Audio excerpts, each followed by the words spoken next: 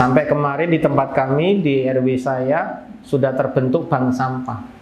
Bank sampah itu saya bikin supaya ada 3 kategori. Pertama, benar-benar bank sampah, nabung sampah.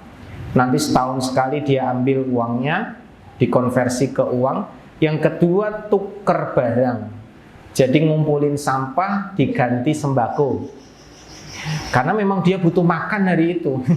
Dia butuh makan untuk keluarganya. Kalau nunggu setahun, wah repot, mendingan tak dol ning rosok wae langsung untuk duit. Ini namanya tuker barang. Nah, yang ketiga, sedekah sampah. Sedekah sampah ini ya sedekah sampah ya wis, pokoknya daripada sampah tak gua kayak kewe ning bank sampah, nanti jadi uang dipakai buat masyarakat lainnya. Pokoknya nek jenenge sedekah ya kayak keban. Jadi gampangnya setor, abaikan. Setor, ikhlaskan. Itu namanya sedekah sampah. Nah, sering kali yang saya dapatkan di beberapa tempat itu bank sampah ini kadangkala yang dikumpulkan ya sampah. Yang dikumpulkan sampah itu ya biasanya ya kardus, ya botol, ya plastik dan sebagainya. Nah, kalau saya berpikirnya lebih luas, jangan sampah saja, tapi barang yang sudah tidak dipakai yang masih bisa dipakai orang lain. Namanya bukan sedekah sampah lagi, tapi sedekah barang. Sedekah barang itu ya siapa saja. Saya terinspirasi di Malaysia, itu kalau ada barang yang nggak dipakai itu ditaruh di depan rumah, siapapun yang lewat silahkan ambil. Modelnya begitu di Malaysia, dan itu sudah tradisi. Misalkan kita punya kulkas, udah nggak dipakai karena beli baru, kulkasnya nggak usah diotong-otong kemana, taruh aja di depan. Nanti sudah ada yang ngambil. Siapa? Ya yang mau pakai, yang mau ngambil silahkan. Nah, di Malaysia itu yang sering ngambil itu orang Bangladesh dan orang Indonesia. Jadi para pelajar di Malaysia itu kalau pas lewat ada barang, seneng lah, sepeda ambil. Karena mereka anaknya yang udah gede, sepeda nggak dipakai, taruh di luar. Kalau udah di luar itu, di tempat itu, sudah itu otomatis milik umum. Silakan siapa aja mau ambil. Itu di Malaysia begitu. Nah, saya terinspirasi begitu. Jadi orang kadang sedekah itu ada lembaga yang ngurusin. Kalau di Malaysia nggak ada, ya taruh aja. Nah, itu sudah sedekah dia modelnya gitu. Sedekah di sana begitu. Nah, alhamdulillah ada yang memberi, ada yang menerima. Nah, orang Indonesia itu yang suka ngambil, suka nerima. Yo seneng, daripada di situ mangkrak jadi karatan dan rusak, ya kan ada yang pakai, memanfaatkan. Nah, saya terinspirasi begitu. Maka kadang pingin sekali begitu. Cuma ngajak orang untuk memiliki ide yang sama ini kan nggak gampang. Apakah mau tingkat RT atau RT kan dawis ya, atau tingkatnya RW atau tingkat kelurahan atau tingkat kota Semarang atau tingkat Nurul Iman yang jamaah apa ini ya? Jamaah duha atau ubah itu ya. Bikinlah komunitas ini ya, sedekahnya. Semarang itu kayaknya ada apa enggak ya, saya juga nggak ngerti. Karena saya belajar dari beberapa kota-kota lain. Kok kayaknya boleh. Oke, tapi kebanyakan baru sedekah sampah. Belum yang barang. Barang itu bisa macam-macam. Ya Allah, alam bisawab lah. Yang jelas sedekah jariah itu manfaatnya banyak. Ya, manfaatnya banyak. Barakallahu fikum. Lagi satu kalau ada. Kalau nggak ada ya sudah. Enggak.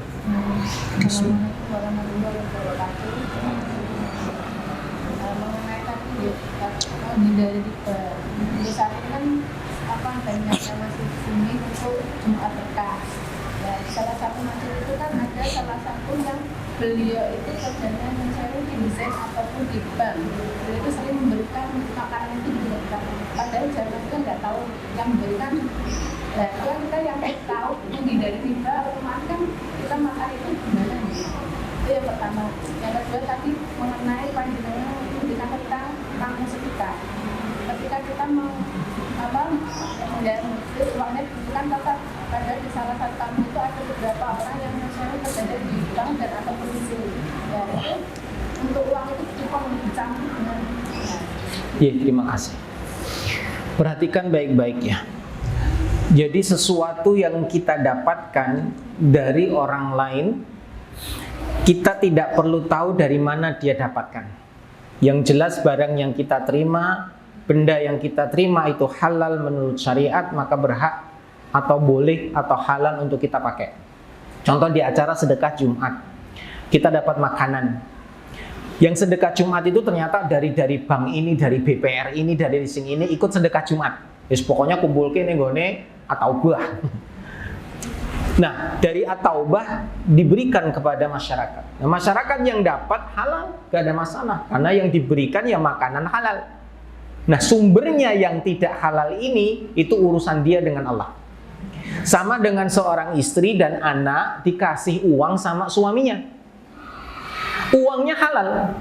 Atau diberikan martabak sama suaminya. Martabaknya halal. Ibu boleh makan, anak boleh makan. Padahal martabak itu hasil dari beliau mencuri uang di kantor. Atau hasil dari kejahatan misalkan. Nah, apa yang diberikan istri dan diterima anak itu halal. Nah, urusan suami ini dapatnya bagaimana? Urusan dia sama Allah. Gampangnya begitu. Jelas ya? Itu dosanya suami kepada Allah. Nah, istri dan anak tidak mendapatkan dosa dari apa yang dia dapatkan. Jelas? Padahal tahu-tahu. Hah? Tahu-tahu. Sebentar, aku belum selesai. Kecuali dia mengetahui, maka wajib baginya untuk memberitahu, melarang, kalau bisa dihindari. Kenapa? Salah satu doa tidak dikabulkan oleh Allah apabila makanannya, minumannya, pakaiannya dari sesuatu yang haram dan dari sumber yang haram. Ingat, perhatikan dua hal ini. Makanannya, minumannya haram, pakaiannya haram, atau berasal dari cara yang haram. Jadi cara dapatinnya haram. Contoh, air putih ini halal nggak? Halal ya? Jika ini mabuk minuman keras, ini halal atau haram? Haram. Jika saya minum yang haram, maka doa saya tidak dikabulkan, sholat 40 hari 40 malam tidak diterima. Jelas kok barangnya haram. Tapi kalau yang saya minum adalah air putih, halal, maka tidak menghambat doa-doa tersebut. Karena barangnya halal. Tapi ternyata air ini saya curi dari dia. Saya masuk dapurnya, tak ambil, tak minum. Airnya putih, halal? Tapi caranya saya nyuri, haram. Maka ini berubah menjadi haram buat tubuhnya. Maka doa dan juga sholatnya tidak diterima oleh Allah Ta'ala. Maka jika istri dan anak mendapatkan sesuatu yang halal dan tidak tahu sumbernya, gak ada masalah. Tapi kalau dapat yang halal tapi tahu sumbernya, bojone ning lising, bojone suka bang titil, bojone korupsi ngapusi, maka dia akan kena juga yang namanya keharaman tersebut. Ngerti kok, tahu sumbernya, paham ya? Nah, sama dengan Jumat Berkah. Nah, sing entuk, misalkan saya diundang ngisi acara pengajian Jumat Berkah, saya dapat snack go balik. Lah aku kan ra ngerti. Mosok aku takok panitia, "Mas, sorry. Aku takoki wedang jero iki tak takok sisan wae, wis tak wangan wae. Iki mau entuke halal kok iki. Jojo entuk bantuan saka jamaah kan. Jojo saka BPR. Paham ya? Kan nggak mungkin kita nanya begitu sama panitia. Maka panitia yang memahami kalau bisa tolak. Mohon maaf, kami menerima yang baik-baik saja. Harus tegas untuk apa? Memberikan pelajaran kepada mereka, edukasi bahwa sumber yang halal memberkahi. Dan itu untuk edukasi. Nanti kalau nggak begitu ada Robin Hood. Robin Hood itu korupsi, berarti sedekah. Dia menganggap sedekah itu bisa mensucikan hasil curian dia. Padahal sama sekali tidak bisa. Maka jika seorang istri, anak mengetahui bapaknya, suaminya mengambil atau mendapatkan harta dari jalan yang haram, ingatkan. Kalau bisa jangan ikut makan. Karena itu akan berdampak kepada tubuh dia. Barang yang masuk dalam dirinya sesuatu yang haram, maka tempatnya di neraka. Nauzubillah. Jika terjadi gimana Pak Ustadz? Sudah lewat, ya taubat, selesai. Kita itu enak kok, diberi oleh Allah itu kemudahan. Jika punya salah ya minta maaf, punya dosa ya tinggal diistighfari, mohon ampun, taubat, selesai. Dan gak usah diulang lagi. Yang sudah lewat, sudah. Tinggal bagaimana komitmen untuk keluar dari riba atau yang haram. Kemarin saya di WA seorang akhwat, dia udah nikah 2 tahun. Dan selama nikah 2 tahun ini, suami istri ini bikin usaha. Ternyata selama pandemi usahanya bukannya surplus, malah minus, akhirnya ya gampangnya bangkrut. Baru jalan 2 tahun, awal nikah sampai sekarang. Nah kemudian suaminya ini mengajukan diri ke istrinya, mah gampangnya ya, aku pingin kerja wae, nggak mau usaha. Nah karena dia lulusan accounting, dia pingin kerjanya di leasing. Nah terus saya tanya di WA itu, loh mbak kenapa suami kok malah mau kerja di situ, tempat yang riba itu? Apa kata suaminya? Kata suami saya, Pak Ustadz, karena ndak ada pilihan lain. Nggak ada pilihan lain. Berarti sumber rezekinya kuitra. Kira-kira bagaimana jawaban seperti ini? Berarti suami ini telah dikendalikan oleh hawa nafsu dan bisikan syaitan. Dia tidak tahu bahwa ternyata sumber rezeki itu sangat banyak. Yang haram itu selalu lebih sedikit. Makanya jangan sampai ada ungkapan nyari yang haram aja susah, apalagi yang halal. Nauzubillah. Yang halal banyak. Maka mereka yang keluar dari tempat-tempat yang haram, Allah akan ganti dengan yang baik. Wallahi demi Allah, Allah akan ganti yang baik. Kalau takut ya berarti sudah syaitan menguasainya. Begitu ya. Jadi insya Allah kalau ada Jumat berkah lagi, selektif lah menerima. Mohon maaf, ini bukan apa-apa, kami hanya menjaga saja. Karena ada hadis Nabi begini, kayak hadis sisan, biar ngerti, serius, supaya mereka juga oh gitu ya, gitu. Siap. Kan sering kita menjadi dilema kita tahu bahwa musik itu haram, itu ya. Nah, suatu ketika kita ada di dalam sebuah angkutan misalnya ada seorang pengamen naik, kemudian pertama sebelum beliau meminta, istilahnya selalu memberi prolog seperti ini. Selamat siang ibu-ibu, bapak-bapak, kami di sini Mbak mau ngamen. membutuhkan mencari makan untuk memberi makan ibu saya. Nah, ketika si pengamen itu mengatakan bahwa dia ingin memberi makan ibu saya, maka sebagai orang yang tentu terenyuh ya, seperti itu. Iya. Nah, kemudian yang saya tanyakan, ketika kita mengerti karena kita terenyuh dengan pengamen yang mengatakan hasilnya akan untuk memberi makan ibu saya, itu seperti apa? Padahal kita tahu bahwa muslim itu haram. Ya, terima kasih. Maka pada saat ada pengamen, model pengamen ya, dia ada prolog begitu. Jadi kalau ada prolog kan berarti kita ngerti kenapa dia ngamen. Tinggal kita cari tahu, kalau mau cari tahu, apakah dia ngamen hanya spontan saat itu karena butuh duit, atau memang itu profesinya. Kalau itu profesi, masa ibunya lara terus? Engko ning wis mati dene kudune meneng to ya ora ngamen meneh wong ibuku wis mati ya. Paham? Kalau itu profesi, gak usah dikasih. Kalau kita tahu ya setiap naik bis mesti ketemu pas kuwi, mesti ngomong ibuke meneh. Oh, iki wis pirang-pirang tahun kok ngene terus iki. Nah, berarti itu profesi. Enggak usah dikasih. Ya, kita tahunya cuma sekali itu. Nah, saya belum selesai. Kalau kita nggak ngerti, sampai nggak ngerti apa ya sudah, niat kita memberi karena apa? Apakah musiknya, nyanyiannya, atau karena terenyuhnya tadi? Ibu saya kalau ada pengamen langsung dikasih, burung nyanyi wis dikei. Ibu saya itu jualan di pasar Pedurungan. Setiap hari mesti ada pengamen. Dan ada hari-hari khusus pengamennya jauh lebih banyak. Kalau nggak hari Sabtu, hari Minggu itu mesti pengamen wah banget. Ono sing siji, ono sing loro, duet, ono sing solo, ono sing grup band wah.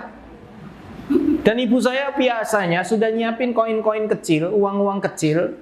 ya untuk dikasih. Kadang ada yang datang urung ngamen, urung ngomong, urung nyanyi, kayaknya mas.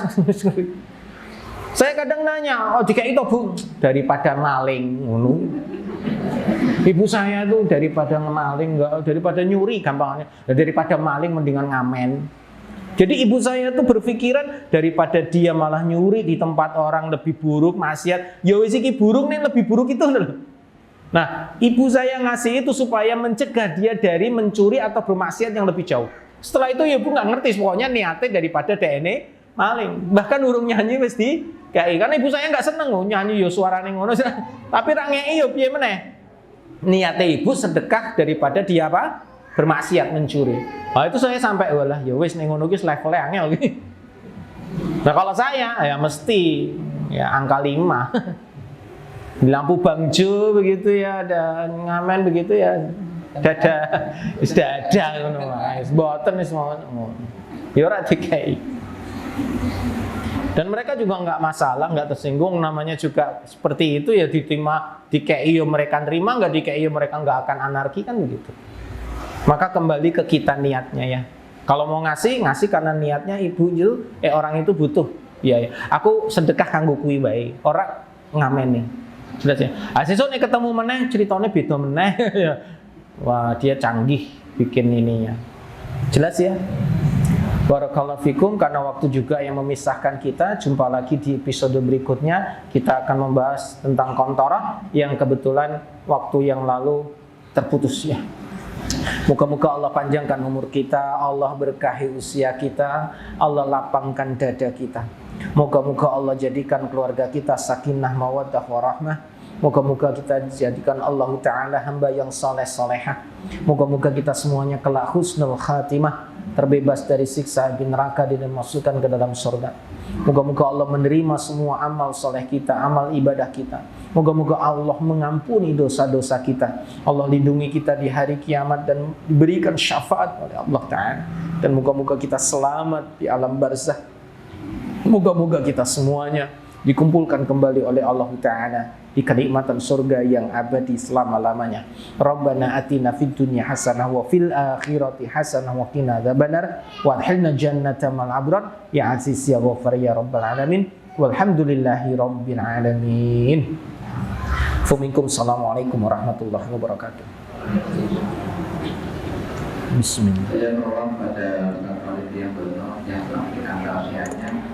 Mudah-mudahan untuk bulan depan kalau begitu tiga saya lihat salah. Insya Allah kalau nggak ada begitu tiga gitu siap kalau bisa juga itu pertanyaannya dari rumah. Nah ketika sampai di sini ketika sudah selesai tinggal ngasih saja, gitu. Nanti dapatin jawab akan dijawab. Tapi jangan semuanya ya, kalau semuanya nggak selesai nanti ya. Katakan 50 orang tanya semua, sampai tahlil. Itu dulu ya. Terima kasih dan juga hati-hati nanti sampai di rumah. Assalamualaikum. Kita tutup dengan doa hamdalah dan syafaratul majelis. Alhamdulillahirabbil alamin. Subhanallahumma wa bihamdika asyhadu an la ilaha illa anta astaghfiruka wa atubu ilaik. Kami atas nama panitia mohon maaf, terima kasih atas besarnya. Bila tak hidayah. Wassalamualaikum warahmatullahi wabarakatuh.